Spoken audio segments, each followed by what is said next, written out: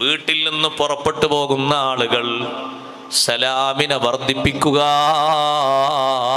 നിങ്ങളെ വീട്ടിൽ ബറക്കത്ത് വർദ്ധിക്കുമെന്ന് സയ്യിദുനാ റസൂലുള്ളാഹി സ്വല്ലല്ലാഹു അലൈഹി വസല്ലം. ഇന്ന് കുറഞ്ഞൊരു സംഗതിയല്ലേ സഹോദരങ്ങളെ സലാമ്.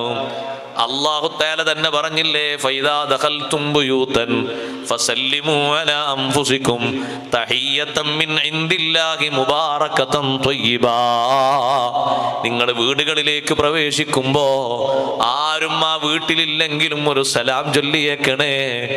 ആരും ആ വീട്ടിലില്ല, അല്ലെങ്കിൽ വീട്ടുകാരൊക്കെ ഉറങ്ങിയിട്ടുണ്ട്, നിങ്ങൾ ചാവിയും തുറന്ന് അങ്ങ് കയറുകയാണ്, എന്നാലും ചൊല്ലിയേക്കണം അസ്സലാമു അലൈനാ വഅലാ ഇബാദില്ലാഹി സ്വാലിഹീൻ.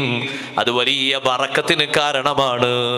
വീട്ടിലേക്ക് പ്രവേശിക്കുന്ന കുട്ടികൾ, മദ്രസയിലേക്ക് പോകുന്നവർ, തിരിച്ചു വരുന്നവർ സലാം പറഞ്ഞിട്ട് പോകാൻ പറയണം, സലാം പറഞ്ഞിട്ട് വന്ന് കയറണം.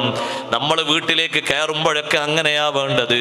സയ്യിദുനാ റസൂലുള്ളാഹി സ്വല്ലല്ലാഹു അലൈഹി വസല്ലം വീട്ടിലേക്ക് വരുമ്പോ സലാം പറയാതെ തങ്ങൾ വരുന്ന ഒരു സന്ദർഭം ഇല്ല എന്ന് സയ്യിദത്തുനാ ബീവി ആയിഷ റളിയല്ലാഹു തആല അൻഹ പറയുന്നു.